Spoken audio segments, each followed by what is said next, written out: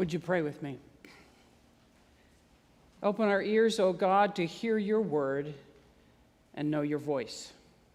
Speak to our hearts and strengthen our wills, that we may serve you today, now, and always. Amen.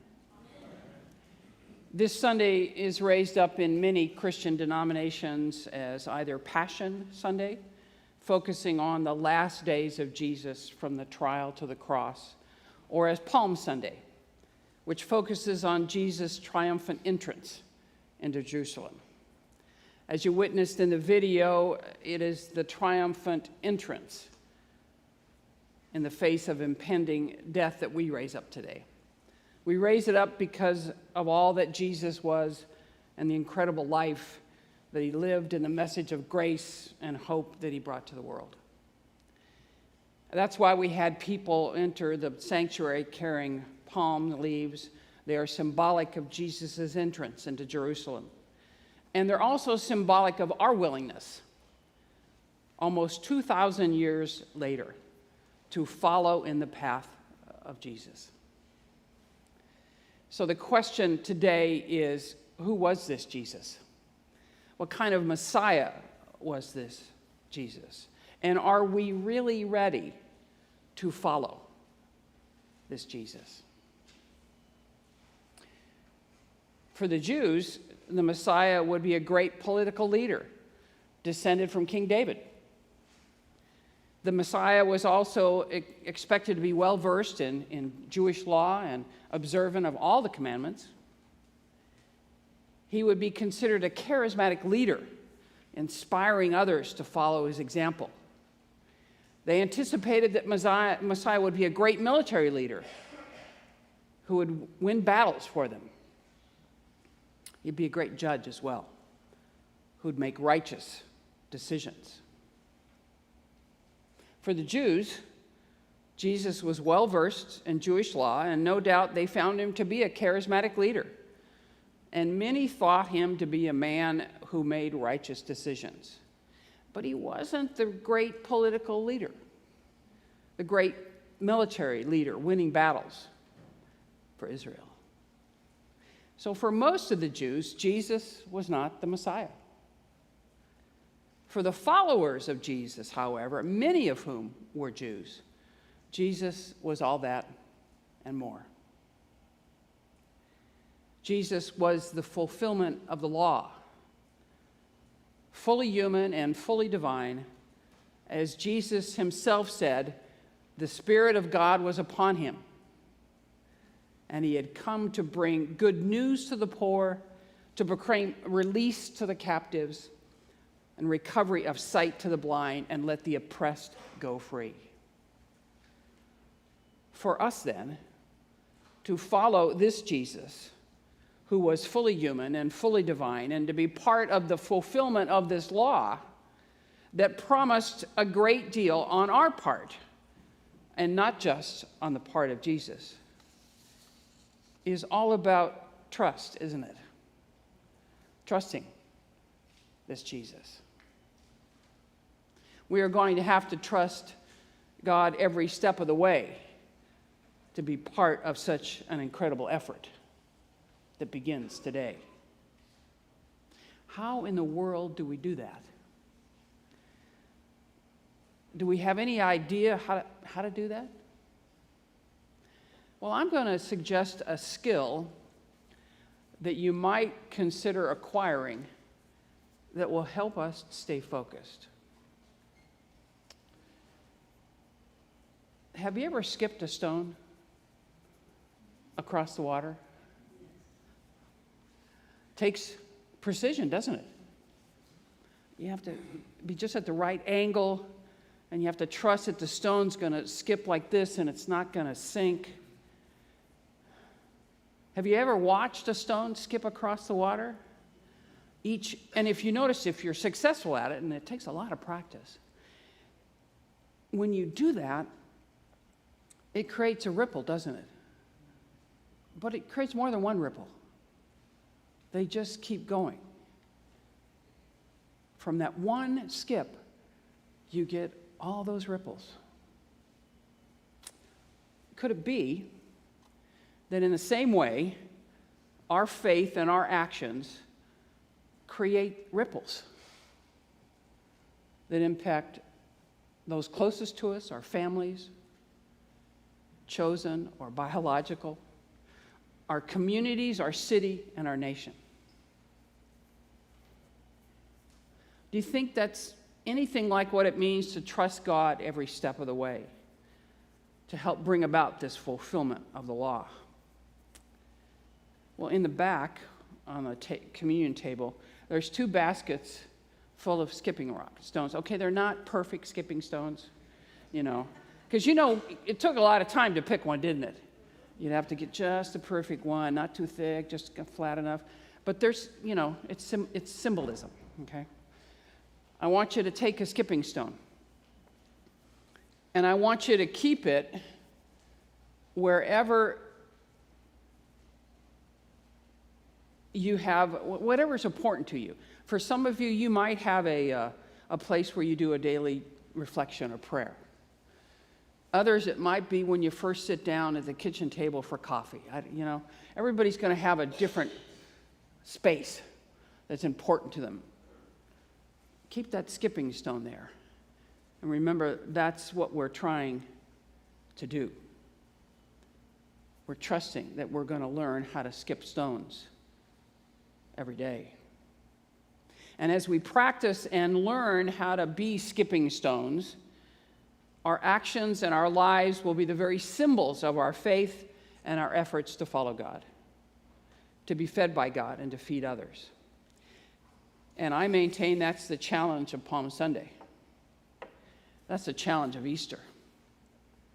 Because remember I said in the beginning, we tell this same story every year. It's not like there's a different end to it. But we're sitting here and we're in church today because at whatever level, however deep or profound or simplistic, we believe in the risen Christ. We believe that Easter Sunday is a sign of new life for the risen Christ and for us. So regardless of our faith, we're here because this story matters. And yes, sometimes it looks like we skip all the way from Palm Sunday to Easter Sunday. I get that. That's why I encourage you to come to Maundy Thursday. I encourage you to come to Good Friday. And if you can't, make that journey on your own during this week, however you need to do it. Because we don't just jump from Palm Sunday to Easter Sunday.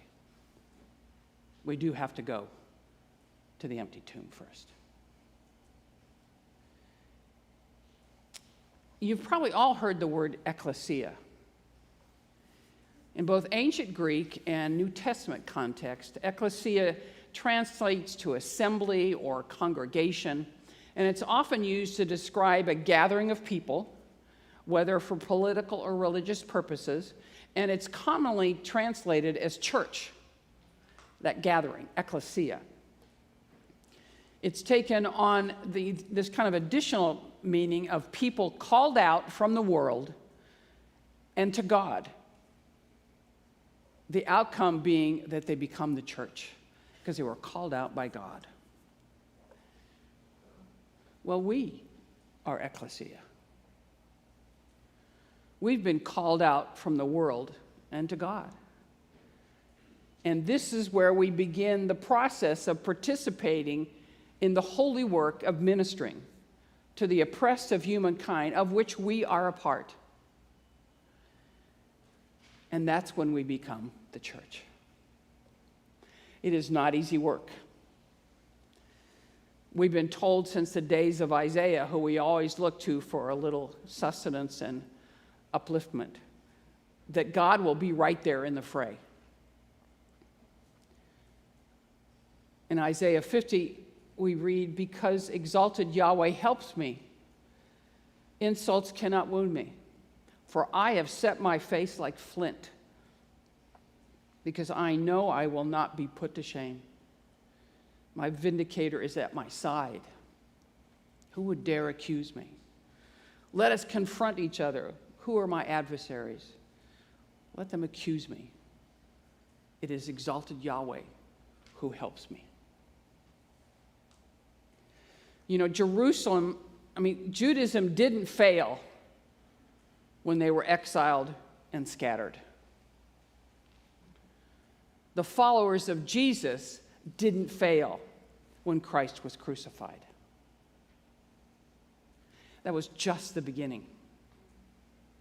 And we have been given the opportunity in this day and age to continue the work.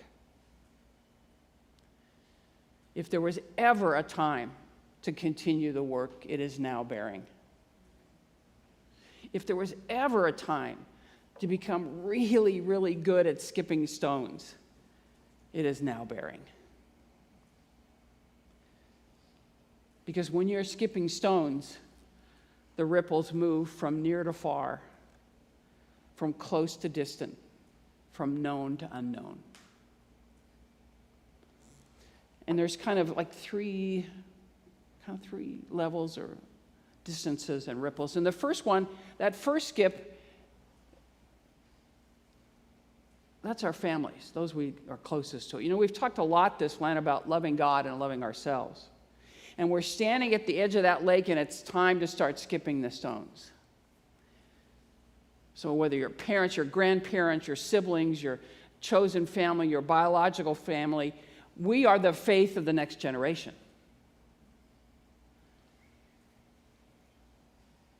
We're the ones who show the way. However you define family.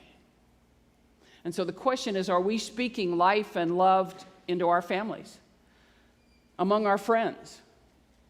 Are we setting an example of faith and faith regardless of outside circumstances? Which I know is easier said than done these days, but so necessary. And that next ripple, I have never found any evidence that says that faith should be private. It seems abundantly clear that faith was meant to be shared. One of my favorite scriptures is in Acts 2, verses 42 to 47. It's just these few verses that depict the early Christian church. And they make a lot of noise like you guys do in the beginning of worship. I can hear them. They would meet in people's homes, and they ate together, and they worshiped together, just like we do. That was the early church.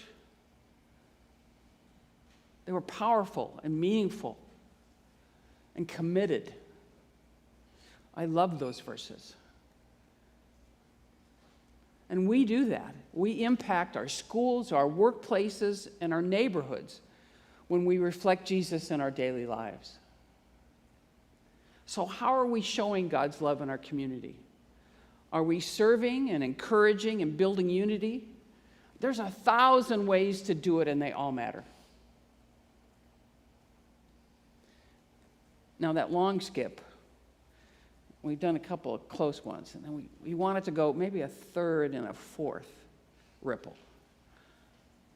The long skip is, we know that cities thrive when people seek justice and mercy. And bearing, we are called to be peacemakers, advocates for the hurting and for voices for the voiceless. We are called to be a light in the darkness. And the question is, are we involved in efforts to bring justice and healing? I know you know how to do it. I have watched you do it for years. Let's not stop now.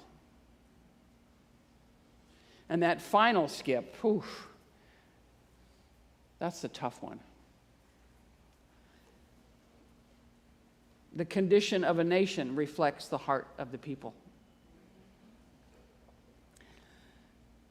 A little bit more wisdom from 2 Chronicles,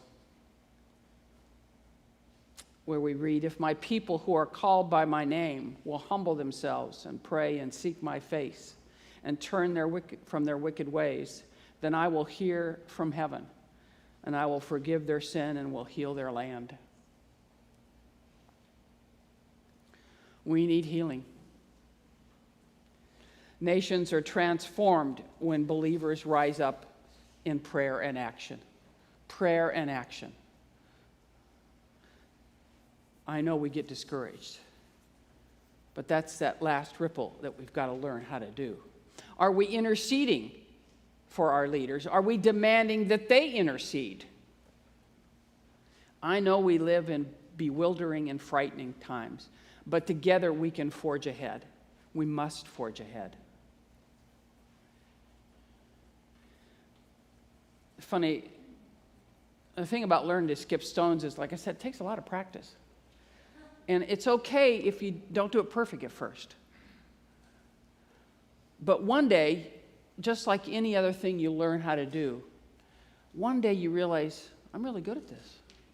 Look at that. It's just, you stand there at the edge of the lake and you're just grinning because you have really learned how to skip that stone.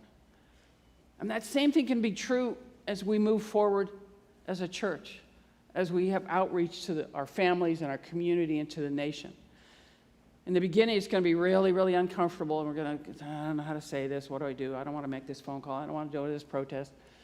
But then it gets easier, and we get better at it.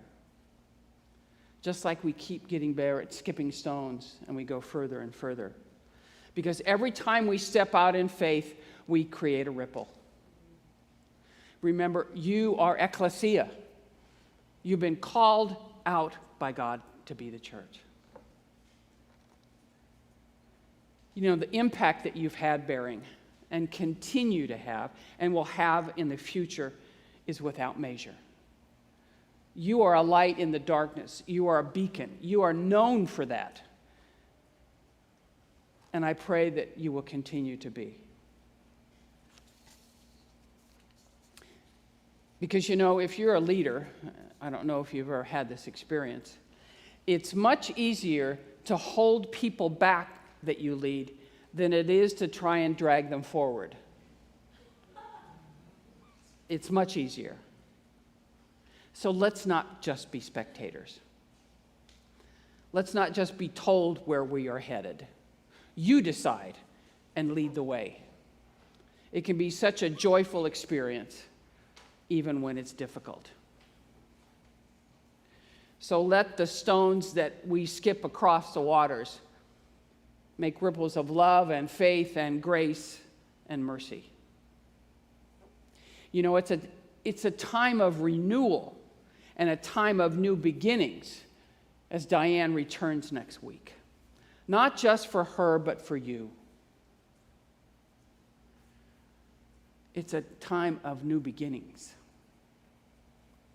You know, I'll be just down the road at FCC, skipping stones with them, and at times we'll be skipping stones together.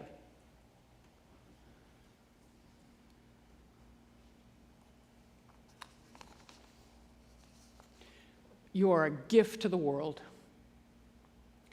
And I pray that you may know that in your hearts and you may continue to be a light in the darkness. May it be so. Amen.